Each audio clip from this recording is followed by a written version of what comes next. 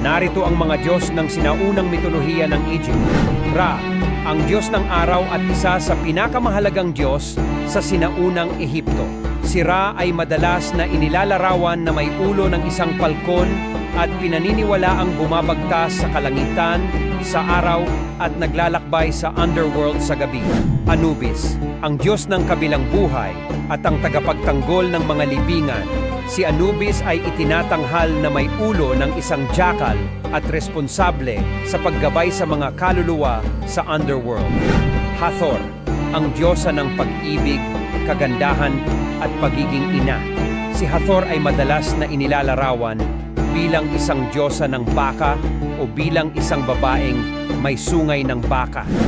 Thoth, ang Diyos ng karunungan, pagsulat at salamangka.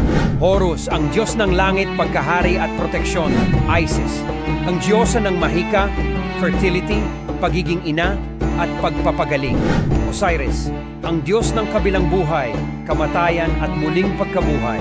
Seth, ang Diyos ng kaguluhan, bagyo at disyerto. Bastet, ang Diyosa ng mga pusa, tahanan at proteksyon. Ta, ang Diyos na lumikha at patron ng mga manggagawa at arkitekto.